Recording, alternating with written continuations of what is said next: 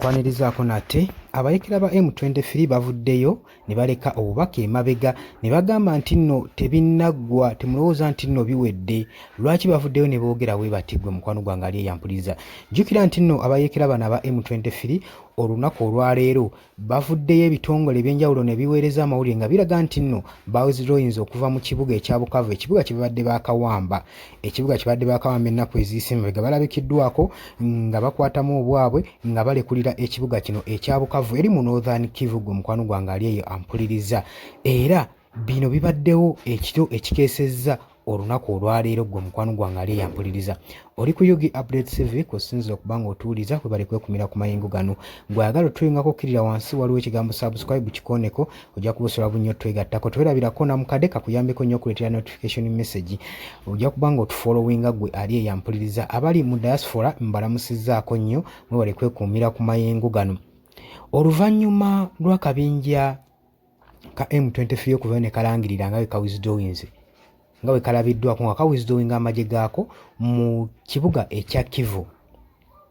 Amagye g'eggwanga erya Democratic Republic of Congo galabiddwako n'ebyokulwanyisa nga we gagenda gakuba amasasi mu bbanga nga we geesooza nga gayingira okutwala territories ezibadde zaagatwalibwako n'abayekera ba M23 era bakomyewo ne beddeza buto ekibuga kyabwe. Saako n'abatuuze abadde badduka mu buwaŋŋanguse balabiddwako nga bakomawo mu kibuga, naye okuluutinga n'okuba amasasi mu bbanga birabiddwako gwe mukwano gwange ali eyampuliriza. Wabula omuyeekera nga tannaba kuba ng'asibamu obubwe ng'agenda.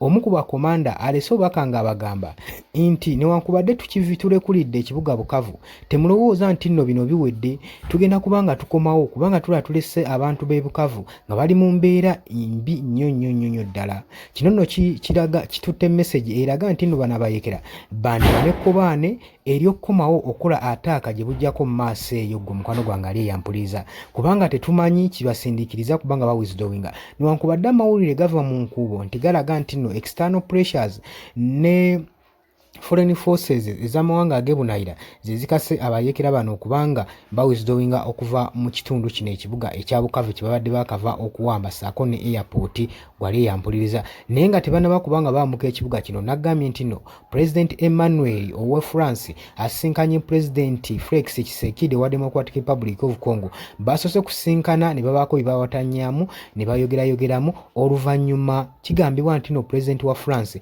n'akola measures zino wammanga, naye nga measures zaakoze nga ayagala ababa bazirespectinga bano be bantu babiri wammanga, omuli eggye lya Democratic Republic of Congo, omuli abayekera ba M23, omuli President w'e Rwanda Paul Kagame basobole okubanga barespectinga measures zino. Era mu biwandiiko bye yagambye nti no mu speech yawadde yabadde alagira President w'e Rwanda Paul Kagame asobole okubanga respectinga ekigenda mu maaso, asobole okubanga providinga security n'obukuumi eri bannansi b'eggwanga erya Democratic Republic of Congo abadde mu buwaŋŋanguse basobole okubanga bakomawo mu kibuga kyabwe Bukavu, saako n'okuprotectinga amagye gonna aga withdrawinga, saako nanga gagezaako konkwalinga ekibuga gwe mukwano gwange. Ekibuga kino naggambye kibalirwamu abantu akakadde kalamba bannansi b'eggwanga erya Democratic Republic of Congo badde bawangaalira mu kibuga ekyo, naye abayekera badde bakisazeeko temwasigaddeyo muntu n'omu, basigadde emitwe nga bagitudde mu ddinisa nga buli muntu yeesibiddeyo teri avaayo kujjayo mutwe gwe mukwano gwange ali eyampuliriza. Era zino measures mwe mwabadde n'okulaba nti nno abayekera bano basizinga fire mu Nambiro. Era bino birabiddwako nga bikolebwa mu 24 hours. Jjukira nti n'abayekera bano oluvannyuma lw'okujja nga tebawera na kuwera ne basalako ekibuga kino ne tulabwa amagye ga Uganda erya Democratic Republic of Congo ne galabwako nga gadduka nga gateekako kakola atondeka nnyuma. Si ekyo kyokka wabula olwamaze okuwamba ekibuga ekyo balabuliddewo amagye g'e Burundi ne bagamba nti nno mmwe nammwe mukwate obwammwe muveemu, mukwate tupuzi zammwe mudde wammwe ku butaka, era nabo ne bakola ekintu kye kimu. Kakati obukeredde obwaleero nga batulaga nti nno bawithdrawinze bazzeeyo. Era buli muntu agenda maaso n'okubanga yeebuuza ebibuuzo bino. Abayekera abadde outnumbered ne basobola okubanga bawamba ekibuga Bukavu.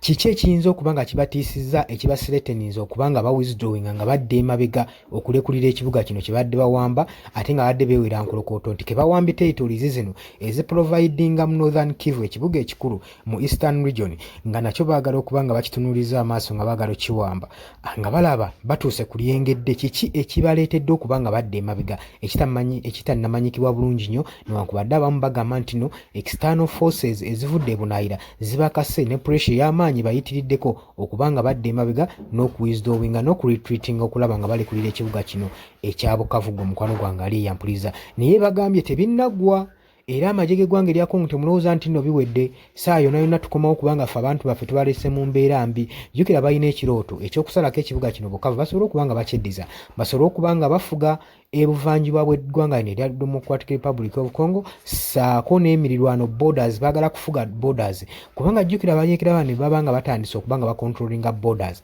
kitegeeza bonna abaana abalumbagana bajja kuba nga bamaze basalako bajja kuba nga basazeeko key areas eziyingiza troops zonna ezandibadde zirwanyisa abajeekera bano aba M23 so ekiruubirirwa kyabwe kibadde awo naye tekisobodde kutuukirira bakibalemesezza mu busaawa gwe mukwano gwange ali eyo ampuliriza obadde oli ku Yugi Updates TV kosinza obanga otuwuliza webale kwekumira ku mayengo gano olowooza ki ku nsonga ezijamu mu comment section nkwanirizaako nnyo gweyagala otwegatako kirya wansi waliwo ekigambo subscribe kikonemu ojja kuba nga osobola nnyo otwegatako mbagala nnyo mwebale kwekumira ku Yugi Updates TV era nga mbagaliza weekend ennungi mu mikwano gyange abali eyo abampuliriza mweraba